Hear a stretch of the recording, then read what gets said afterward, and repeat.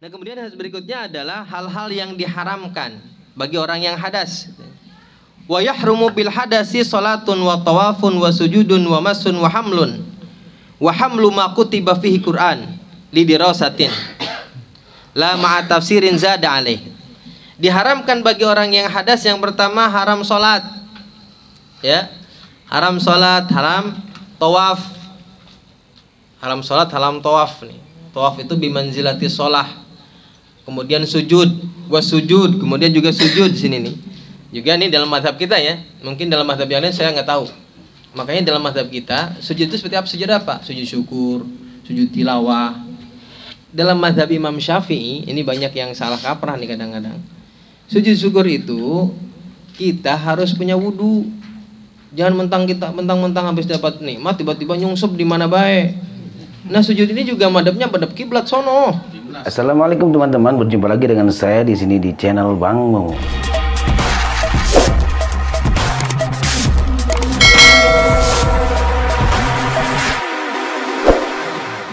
Ya, saya jujur nggak tahu nih, itu mungkin mazhab Malik yang membolehkan di mana saja tanpa harus wudu ya, wallahu alam, saya nggak tahu dalam mazhab yang lain. Tapi dalam mazhab kita ini sebenarnya sujud syukur itu hanya dilakukan ketika kita punya wudu, karena as-sujud bimanzilati shalah. Di sini kan wa yahrumu bil hadasi shalat tawaf wa sujud. Ya, baik sujud tilawah ataupun sujud syukur.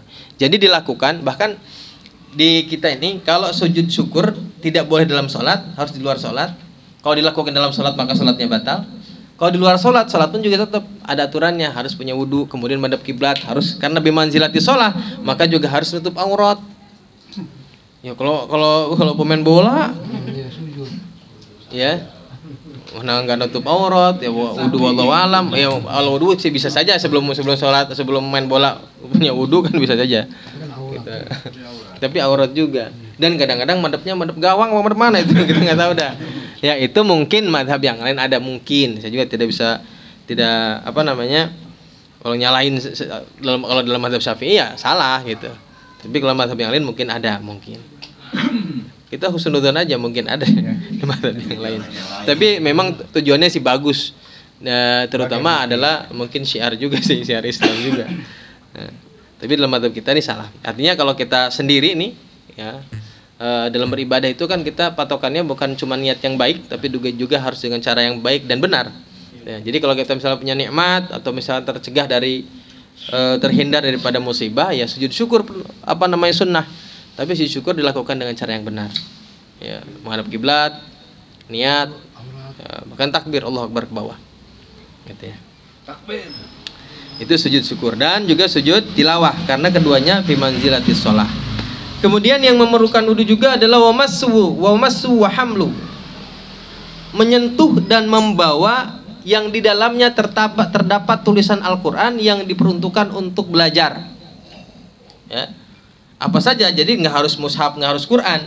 Apa saja misalnya ada kertas tulisannya Al-Quran, ayat Al-Quran, baik satu ayat ataupun penggalan ayat kita tahu misalnya. Nah, ini harus dibawa dengan kita mempunyai wudu ya. Jadi nggak harus wah ini Quran nih, ini mah bukan Quran, orang kertas doang sih. Nah, kecuali jimat. Bener nih.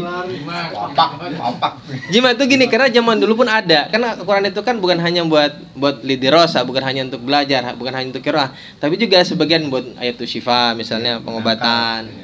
Ya, misalnya tolak bala, ya zaman dulu juga sudah ada tuh. Nah, kalau misalnya ada kemudian ayat yang digunakan untuk tadi jimat itu artinya untuk misalnya ini anak biar supaya nggak kancekan. Pakai misalnya, cuman dulu kan juga ada yang gitu ya. Nah, ayat-ayat yang ditulis untuk penggunaan seperti itu tidak apa-apa walaupun kita tidak punya wudu. Ya. Jadi mana yang harus disentuh dengan dalam keadaan wudu? Quran, tulisan ayat Al-Quran yang memang ditulis untuk belajar. Ya, baik itu di kertas, di papan, dimanapun saja yang memang tujuannya untuk belajar, baik itu untuk dibaca. Nah, maka itu hukumnya tidak boleh disentuh dalam keadaan tidak berwudu. Gitu ya. Lama tafsirin zada alaih, tidak dengan tafsir yang lebih daripada Qur'annya. Ya, tapi kalau misalnya Quran bercampur dengan tafsir yang tafsirnya lebih banyak daripada Al-Qur'annya, emang nggak apa-apa, walaupun disentuh tanpa wudu. Misalnya tafsir Jalalain. Tafsir Jalalain itu Al-Qur'annya lebih sedikit daripada tafsirnya, walaupun sedikitnya, bedanya cuma dikit katanya, cuma berapa, 2 huruf apa. Jadi tafsir Jalalain hurufnya sama Al-Qur'an itu lebih banyak, tafsir Jalalain cuma 2 huruf doang. Ya. Tapi itu boleh disentuh walaupun kita tidak punya wudu. Tapi ingat, itu tafsir Jalalain. Sekarang itu banyak tafsir di sampingnya ayat Al-Qur'an sendiri, kemudian sampingnya tafsir Jalalain misalnya. Ini jelas aja ini mah lebih banyak Al-Qur'annya, karena Al-Qur'annya double jadinya. Kan banyak sekarang tuh yang Quran kecil-kecil aja sekarang suka ada tuh ya. Ada Al-Qur'annya kemudian sampingnya tafsir. Nah, ini berarti double ini mah. Kalau yang double begini ya jelas berarti banyak Al-Qur'annya. Kalau banyak Al-Qur'annya, bawanya juga harus punya wudu. Gitu ya. Kalau nggak punya wudu, maka hukumnya haram. Ya, kemarin sudah dibahas tuh ya. Kalau kita lagi hadas, bagaimana nih ada Al-Qur'an di bawah? Nah, kalau kita misalnya mendapati Al-Qur'an di bawah, tulisan Al-Qur'an di jalan misalnya, sementara kita tidak punya wudu, ya, maka bawakan katanya satu ibroh atau apa saja benda yang kecil, kemudian kita bawa, niatin biqasdil mata, niatin kita bawa barang, jangan diniatin kita bawa Al-Qur'an, walaupun tujuannya kita mau menyelamatkan itu tuh Al-Qur'an atau kertas yang ada tulisan ayat Al-Qur'annya, gitu ya. Niatin begitu, niatin kita membawa barang, tapi harus ditaruh barang apa saja, ya, walaupun lebih kecil, nggak apa-apa itu mah. Kalau yasin sekarang membuat juga. Kalau yang sekarang jelas sudah banyak tafsirnya banyak, bacaan zikir yang lebih banyak, nggak masalah. Ada gambarnya juga. Nggak ada gambarnya juga. Gambar. Artinya lebih banyak yang bukan tulisan Al-Qur'annya. Sama papan tulis ya. So bantu sih kan. Kan ada bismillah di atasnya. Kadang ada. Ya karena kalau dibikinin itu nggak boleh kita sentuh sebetulnya. Makanya kita tulis lagi di bawah banyak. Iya, makanya kalau di bawah tulisan bawah banyak apa. Karena itu jadi papan tulis itu kalau ditulisin Al-Qur'an mah jadi Al-Qur'an. Iya. Gitu ya. Walaupun bismillah. Walaupun bismillah. Karena bismillah kan ayat min ayatil Fatihah, min suratil Fatihah. Wala qalbi waraqatin bi'udin illam yanfasil alaih. Juga katanya tidak apa-apa kalau kita membalik Quran nih ke punya hadas, nggak apa-apa dengan dengan kayu misalnya, kan sekarang kan punya ada apa namanya, lekar apa namanya, kalam ya kalam, baik kalam katanya apa-apa. Tapi itu sebagian ulama juga tidak memperbolehkan karena berarti ada hamal di situ, ada bawa kan. Kalau pakai kalam begini nih, tuh ada pakai ya gini, artinya berarti kita ngangkat, berarti kalau ngangkat berarti kita bawa katanya, ya. Walaupun di sini ada pendapat lain, di sini boleh. Wala qalbi waraqatin bi'udin boleh. Membalik Al-Qur'an dengan dengan kayu. Berarti boleh walaupun punya hadas maksudnya. Boleh membalik Al-Qur'an dengan walaupun punya hadas. Karena tidak bersentuhan langsung tuh. Wa yajibu ala nahwil wali, ini wajib bagi kita sebagai orang tua, wali, man ghairi mumayyizin mushafan walauhan fihi Qur'anun walau ba'di ayatin.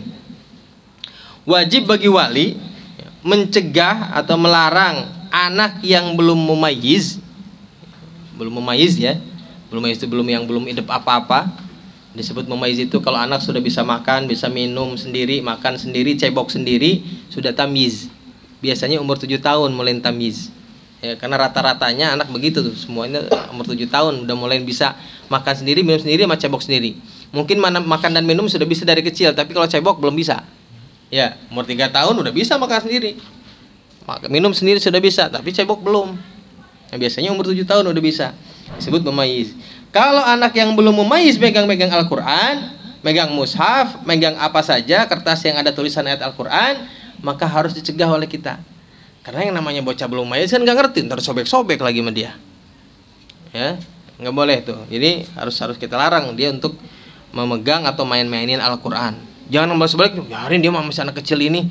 Bukan, justru kita yang tua yang ngerti bahwa Al-Qur'an ini, mushaf ini tidak boleh disamakan dengan buku-buku yang lain. Ya. Ya, jadi kalau yang belum memayyiz tidak boleh. Wajib bagi kita untuk melarangnya. Walau ba'di ayatin, walaupun tulisannya cuma setengah ayat, enggak sampai satu ayat. Misalnya kita lihat ada kertas, ada tulisan Al-Qur'an, tidak sampai satu ayat, setengah ayat, dimainin sama bocah yang belum memayyiz juga nggak boleh. La mumayyizun lihajatihi. Kalau mumayyiz mah boleh, jangan dilarang-larang. Kenapa? Karena ada kebutuhan. Karena biasanya anak itu boleh belajar ketika dia sudah memayyiz. Kalau anak memayyiz, walaupun dia tidak punya wudu, boleh megang. Jangan dilarang, apalagi mau belajar. Gitu ya. Karena kalau memayyiz mah sebetulnya sebelum usia balik tidak ada taklif, tidak ada beban hukum. Ya mau dia udah punya wudu kek, nggak punya wudu kek, nggak apa-apa, tidak haram hukumnya. Ya, walaupun kita sebagai orang tua tetap ngajarin. Kalau mau bawa Al-Quran, mau ngaji, suruh wudu, ajarin wudu. Ya, itu ya. Hukum untuk memegang Quran. Nah, termasuk tadi anak yang memayyiz dan ghair memayyiz. Kalau yang ghair memayyiz, maka kita harus melarangnya, mencegah anak untuk memegang Al-Quran. Kalau yang sudah memayyiz, maka kita perbolehkan dia, ya, biarkan saja walaupun tidak memiliki wudu. Itu saja. Wallahu a'lam bishawab. Mungkin ada yang mau bertanya, silakan.